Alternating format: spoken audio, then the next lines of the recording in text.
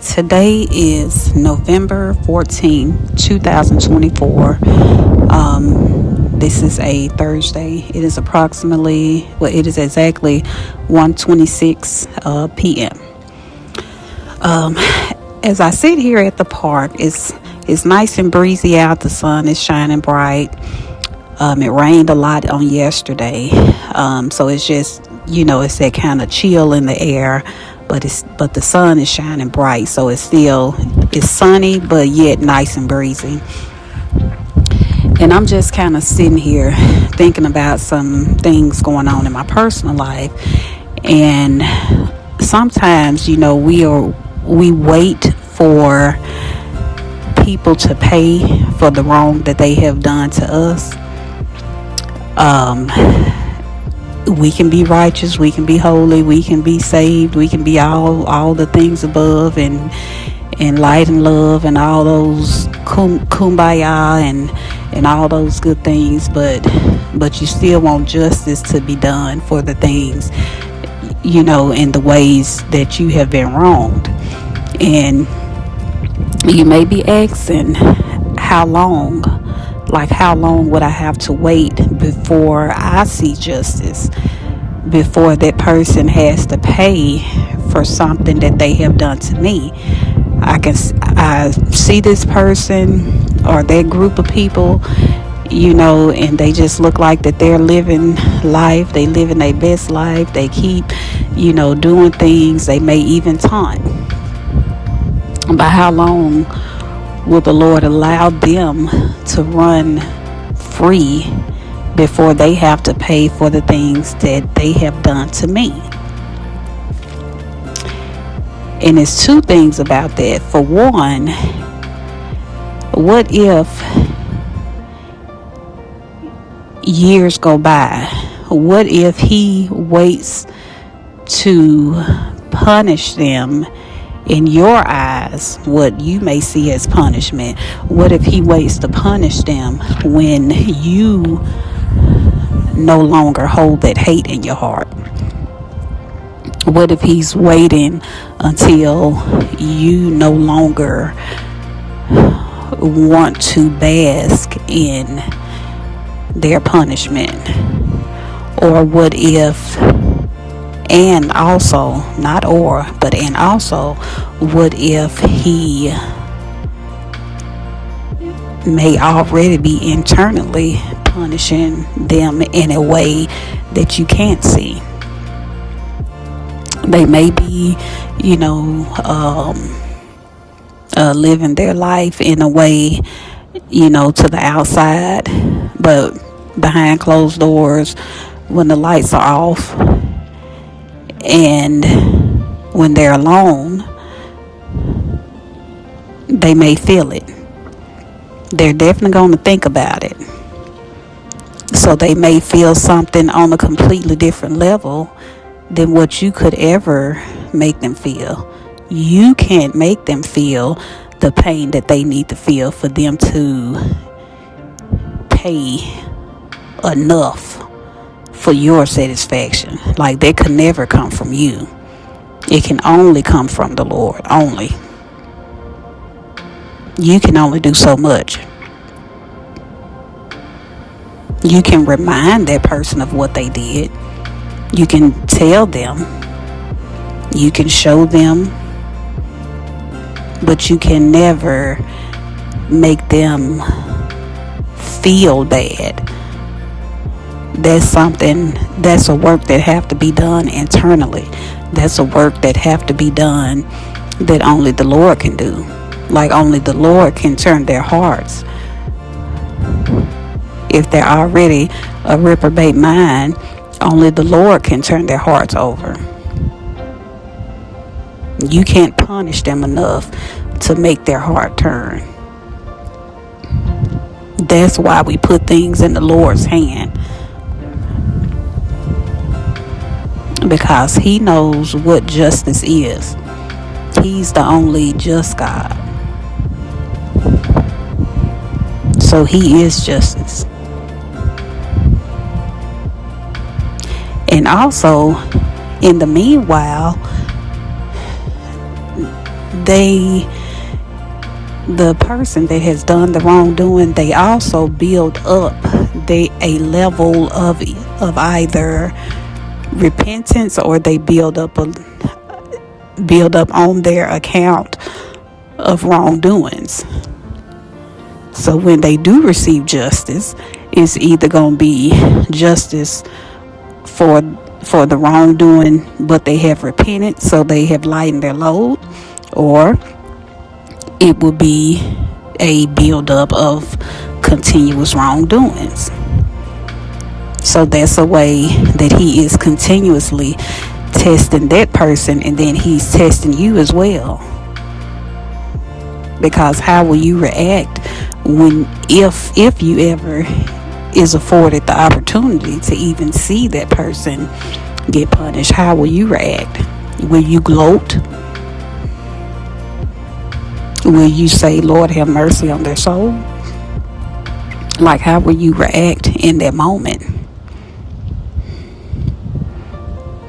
So it's a test, and it's a judgment call for all people involved, for all parties involved. It's not a one-way street.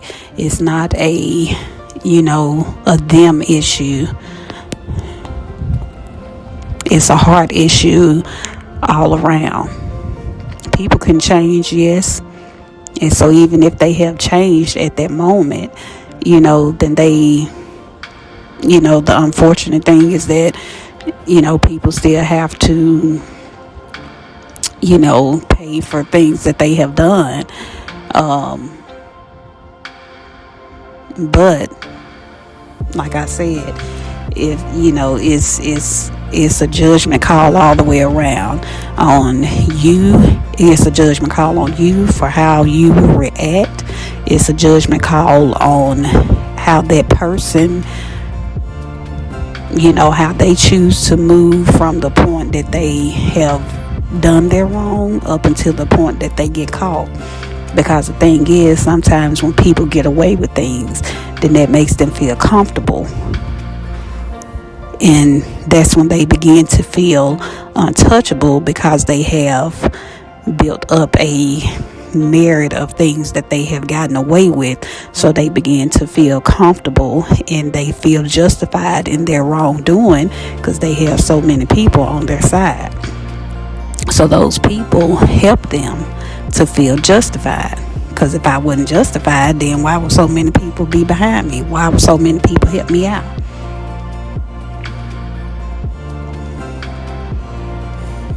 But the fact is that we are living in a world, in a time that's full of dis-ease. We are living in a time that is full of so many people with hardened hearts, and so many hurt people, so many soulless people.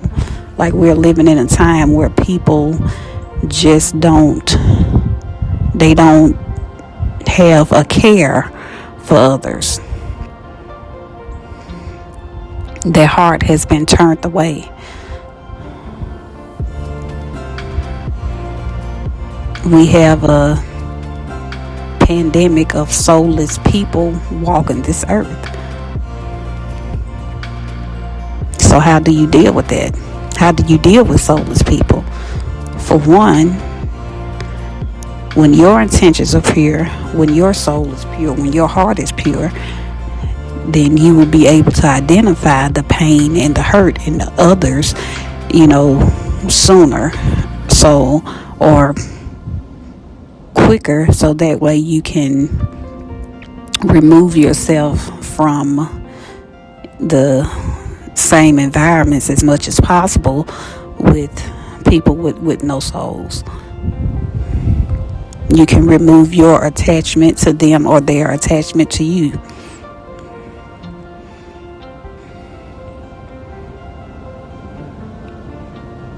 And that way they will have less access to you.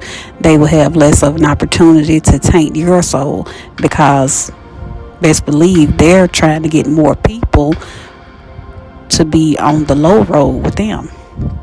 They don't want to see people on the high road when they're on the low road. Because how do you deserve to be up there? Why is the low road not good enough for you? Why do you think that you're so high and mighty that you get to be on the high road and to live up there and to stay up there? So they feel justified in trying to bring you down to the low road with them.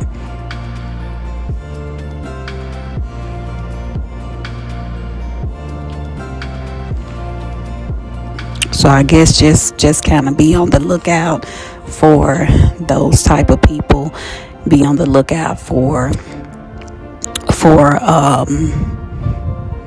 how you react to people getting what you may see as justice for their wrongdoing towards you. Look at how you feel. That's not saying that you don't feel relieved. Feeling relieved is not you gloating. Like, you feeling relieved is just a natural reaction because, people do horrible things. So feeling relieved is a natural reaction. But just don't gloat. Be mindful that your heart is not hardened to the point where you forget that at any moment, or that it could have turned out in a different way, but the Lord spared you for whatever reason. Well, it's really not for whatever reason, but because He loves you so much. So He spared you. He spared your life. He spared your mind. He spared your heart. He spared your story so that you can share that story with others and help to put them on the high road and steer them away from the path.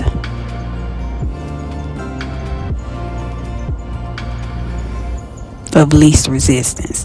Because of course we all would love to go the path of least resistance, because that's easy.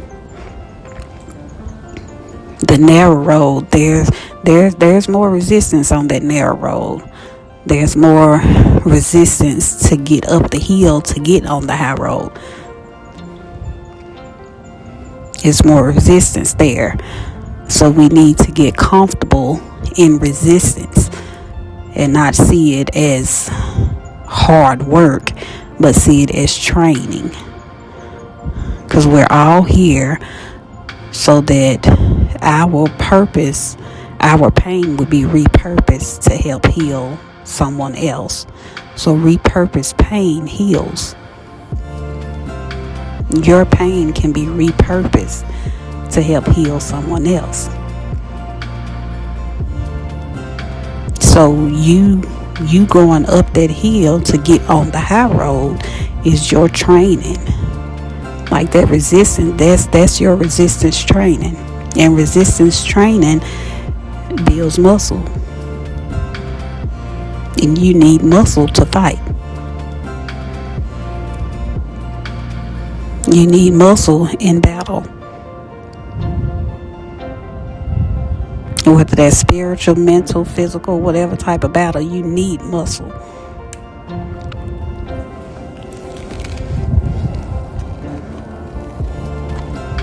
So just be appreciative of the pain that you're able to repurpose. Try to figure out how can you repurpose your pain so that it's not even painful. It's not painful to even talk about it, because I have learned that that was training. Like that wasn't even, I can't even really take it personal anymore, because that was training for me to help someone else.